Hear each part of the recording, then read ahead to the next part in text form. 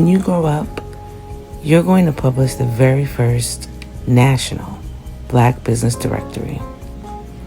You will use your entrepreneurial skills to make people's lives better, more luxurious, creative, and beautiful.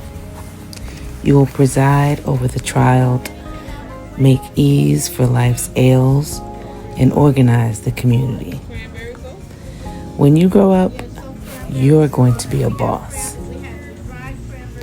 What would these bosses tell their 25-year-old selves about life, love, achievement, and success?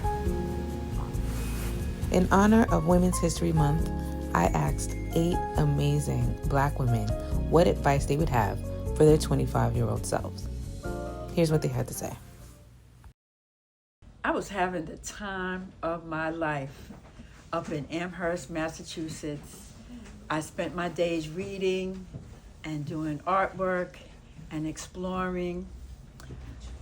So glad I opened my mind up to learning, creating friendships with people from different backgrounds. There was one time, though, that I let fear hold me back when I met a gentleman, a jazz musician from Finland. And he was so fine, but I got scared from stepping out from what I was used to. My generation, there wasn't a whole lot of interracial dating, okay? And I have to tell you, we kind of almost hooked up, and he had the most milky white skin. And that scared the bejeebus out of me, okay? It was so different and alien. I was like, and then also I was scared of rejection in the long run. And it turns out, I know this guy, I went back to my school, and he ended up with a sister anyway. The only thing I would change was not to be so fearful of the new. I have more spiritual inclinations. And I would tell my 25-year-old self not to be afraid of that that spirit within me, and to listen to what the pastor says, that small, quiet voice. Because I heard the voice before, but I really wasn't listening. I was going on my own journey, my own what I thought was my own purpose. But now I am resting more and opening up my mind and my heart to listening to that small, quiet voice. So that's what I would tell my 25-year-old self, to listen to that small, quiet voice, because it will lead you on the right path. Is that listen to yourself more. What I learned how to do was to like myself a whole lot, validate myself. I learned how to not need someone else to validate me. And I found that I was such a really great person. I didn't know that when I was 25. Listen to yourself more, because your thoughts are valid. Learn how to say no with no explanation. I think everyone needs to, as women, we definitely need to foster that skill. And the other thing I would say to my 25-year-old self was, your thoughts matter. Everything is going to be all right. You're going to be able to take care of your son.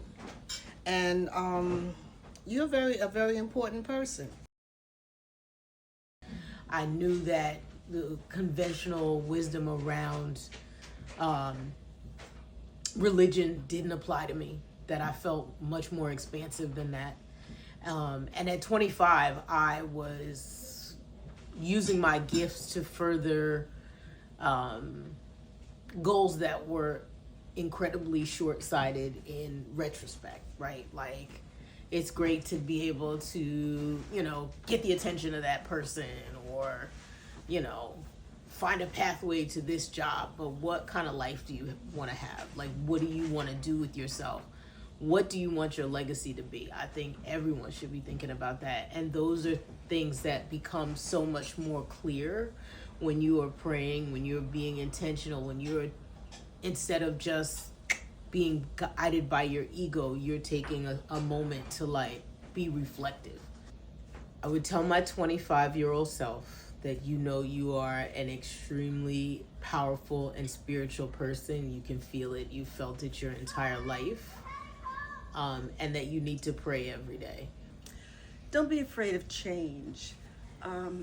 Welcome it, challenge it, and then figure out how to make that change.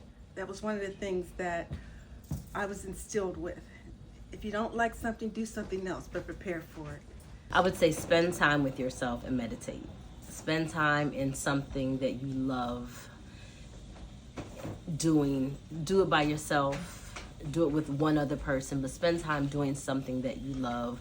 Be it reading the Bible, be it praying, be it just sitting still. Spend some time with yourself and get to know yourself.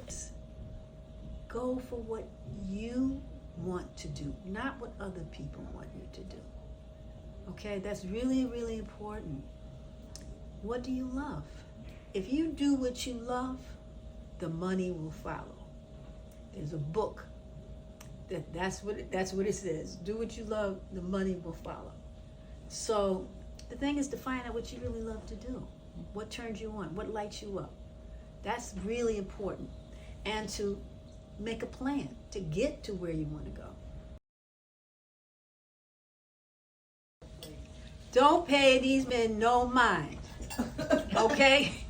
Because all of them, they all have something that they're looking for from you, okay? And you are not the giver of everything, okay? Your heart, your soul, your spirit, yourself. I would tell 25-year-old Linda to stop fighting. I would fight the man. I wanted to fight everybody. The man and my man. But he was calm and showed me how to woosah, and that's what I've been trying to do more and more. It's been a work in progress. So everything was a struggle. I was a warrior girl. I lived up to my Leo expectations, and I went to battle for everyone, for everything. I had a grandmother who told me when I was a very little girl that I am going to stand up and show the world. So I would tell my 25-year-old self to find some balance, take back a piece of your own life so that you can do something for yourself and not be so full of energy. My advice to my 19-year-old self, as well as my 25-year-old self, is fall in love with yourself. Love yourself. Know yourself. Enjoy yourself. Take time to know who you are. Travel, meet people, explore things, live, love, laugh, and then fall in love. So, Lordy, 25.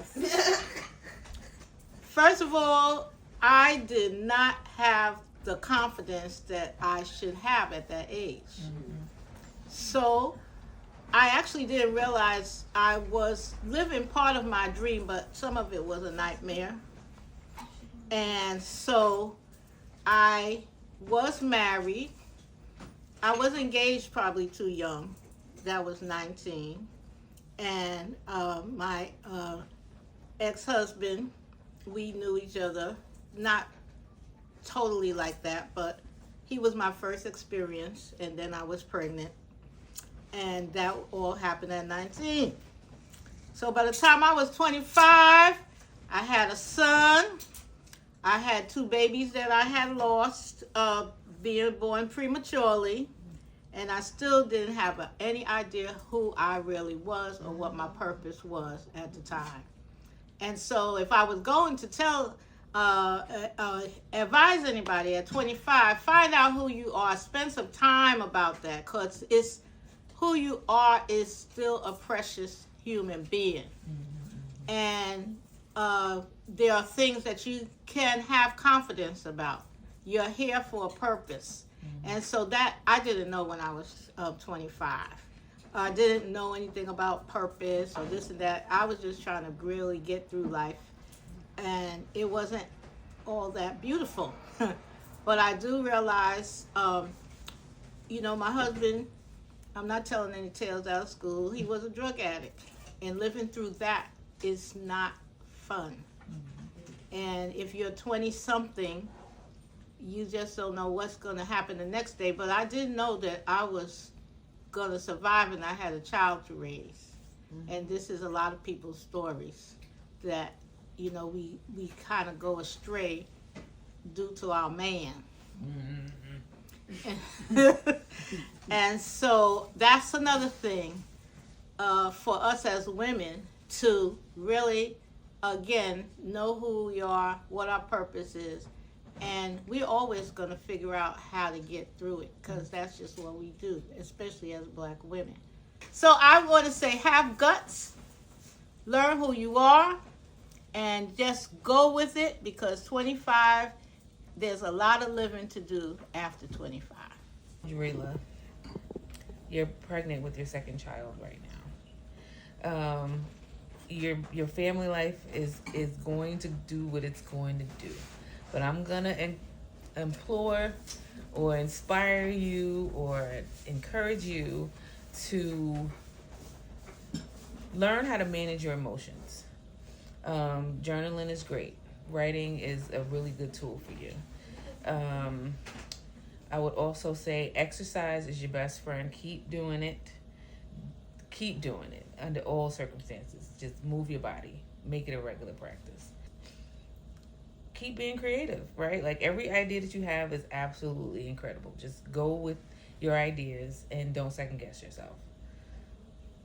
That's what I would say.